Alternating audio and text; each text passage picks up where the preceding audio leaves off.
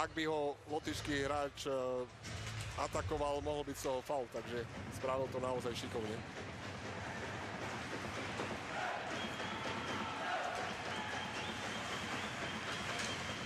Ale musím pochváliť na druhej strane aj Lotyšov.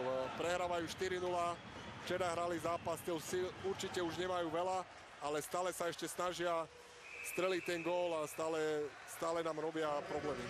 Stále je to obrovská prestíž, hrajú majstrovstvá sveta, strelený gól na takomto šampionáte má svoj zvuk. Je to prestížne. Ale Lotyši sa už pomaly asi budú sústreďovať na boj o záchranu. To, čo im minulý rok vyšlo. Spomínal som tie mimoriadne náročné 3 zápasy s Dánskom.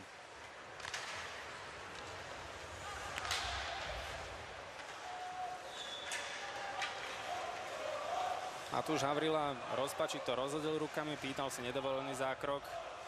Bolo tam zrejme sekera.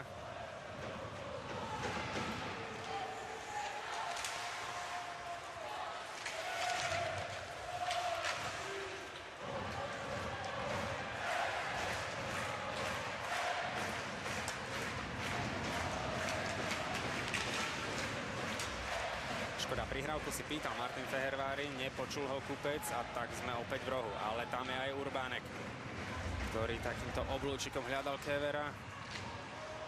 Fehervári. Hlava hore a spokojom môžeme rozohrať. A respektíve prestriedať. Odchádza na hráčskú lavicu, prichádza Adam Žiak.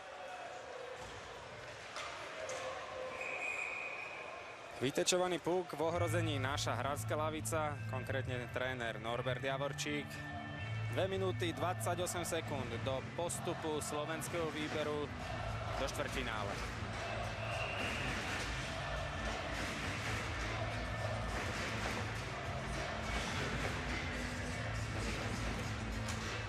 Spomínal som hrací formát. Napriek tomu je prískoro kalkulovať možného súpera. Ešte stále musíme odohrať zajtrajší zápas proti Švajčiarom. Taktiež so začiatkom o 19:30.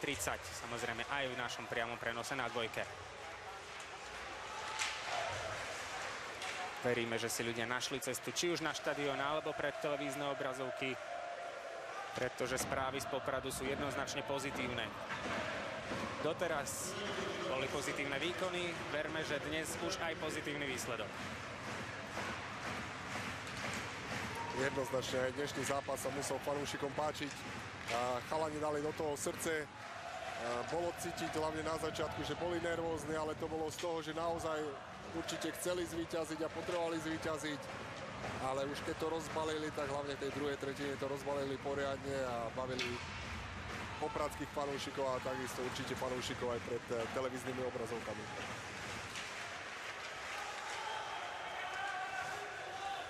Cieľom bolo vyhrať. Po fantastickej druhej tretine víťazstvo bolo na dosah. Cieľom pred treťou tretinou bolo neinkasovať. Aj to je na dosah. Tvrdý zákrok na Hrehorčáka. Toto skutočne nepotrebujeme. V závere stretnutia hrubé fauly. Verme, že Hrehorčák bude v poriadku, náš najlepší strelec, ktorý je stále na ľade. Bujlis si už teda zlízol, čo to dá od Slovákov, ale Hrehorčák stále na ľadovej ploche. Tak to vyzerá naozaj nepríjemne, lebo tam bol faul lakťom do hlavy. Tuto vidíme, ako to rozhodca signalizuje, takže dúfajme, že bude Hrehorčák v poriadku, lebo je to náš kľúčový hráč a naozaj nečakal to, bol tam lakeť.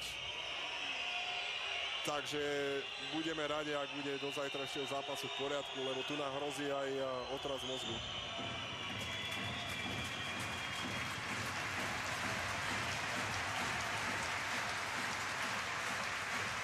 Veľmi nepekné obrázky, rozhodne to nevidíme radi. Potlesk popradského publika, verme, že Patrik Hrehorčák bude k dispozícii či už na zajtrajšie stretnutie, alebo na prípadné štvrťfinále. Kľúčový hráč slovenského výberu nezostáva na hráčskej lavici, odchádza i hneď do kabín. Verme, že bude v poriadku. Medzi tým trest 5 plus 10, 5-minútová presilovka. To znamená do konca zápasu. Pozitívne bolo, že Stalo sa, že nohy cítil v poriadku, akože nejak ho nemotalo, takže dúfajme, že bude len otrasený a naozaj, že bude v poriadku.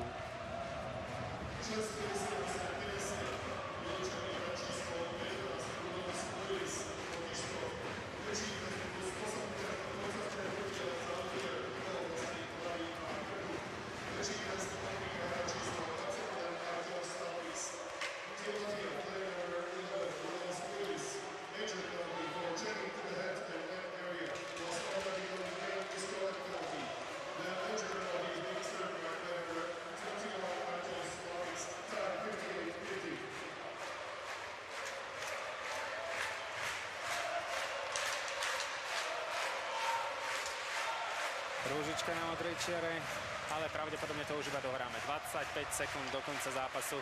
Uvidíme, či príde aj k nejakej strele, prípadnému navýšeniu skóre, ale nebudeme mať rozhodne nič proti tomu, ak stav zostane 4-0 a Jakub Kostelný si udrží čisté konto. 10 sekúnd do konca zápasu. Standing ovations v Poprade, skutočne chlapci si to zaslúžia.